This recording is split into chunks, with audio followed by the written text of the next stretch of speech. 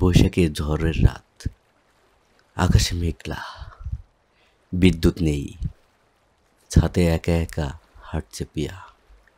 উঠতি বয়সের এই সাহসী তরুণী আপাতত ভয় ডরহীন হলেও একাকিত্বের গাঢ় অন্ধকারে মানুষের মনে যে ভয়েরা উকি দেয়, পিয়াও তার ব্যতিক্রম নয়। হঠাৎ এক দমকা বাতাসে ছাদের দরজাটা বিকট শব্দ করে বন্ধ হয়ে গেল। চমকে উঠল পিয়া। চারপাশে পেঁচার ডাক, দূরে কোথাও পাতার খসখস শব্দ। মনে মনে আতঙ্ক জমে উঠল তার। তবুও সাহস করে গরমের তাড়নায় স্নিগ্ধ চাঁদের মিটিমিটি আলোয় ছাদে হাঁটতে থাকে। মোবাইল স্ক্রিনে দেখল রাত ৩টা। বিদ্যুতের আসার নাম নেই। অতিষ্ঠ হয়ে উঠছে সে। একা ছাদে আর কতক্ষণ?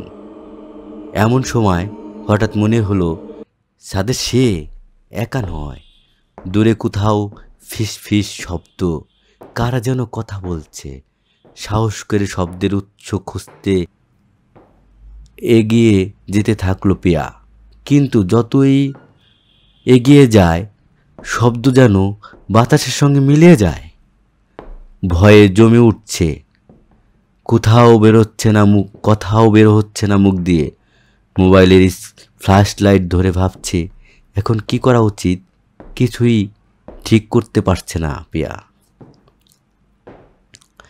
ঠিক তখন বেজে উঠল ফোন। ওপাশে বড় ভাই অর্ক, যিনি আমেরিকায় থাকেন। ফোন রিসিভ করতেই কান্নায় ভেঙে পড়ে পিয়া। ভাইয়া, আমি ছাদে একা, খুব ভয় লাগছে, এখন কি করব? অর্ক সান্ত্বনা দেয়, বলে, বলদ ভয় পাস না, কথা বলতে বলতে নিচে চলে আয় বাসায়। ভাইয়ের কথায় সাহস খুঁজে পায় পিয়া। দ্রুত সিঁড়ির পথে ছুটে বাসায় দরজায় আসে, কিন্তু দরজার ভিতর থেকে বন্ধ। সবাই গভীর ঘুমে। পিয়া জোরে জোরে ধাক্কা দেয়। অর্ক ফোনে ওপারে, কিছুই করতে পারছে না। সাহসী পিয়া এতটা অসহায় কখনো হয়নি। তখন ভোরের আজানের মিষ্টি ধ্বনি ভেসে আসে চারদিক থেকে, যেন এক অলৌকিক সাহস ছড়িয়ে পড়ে। পিয়া দ্রুত মাকে ফোন করে। মা দরজা খুলে দেন। পিয়া দেখে মা অবাক হয়ে বলল, কি হয়েছে তোর? এভাবে কেন দেখাচ্ছে তোকে? কিছু না বলে পিয়া ছুটে গেল নিজের রুমে ঢুকে কাঁথা মুড়ি দিয়ে শুয়ে পড়ে ভয়ে কাঁপতে কাঁপতে নিজেকে প্রশ্ন করে, কেন এমন হলো? এর উত্তর তার কাছে নেই। প্রকৃতি যা চায় তাই ঘটে হয়তো।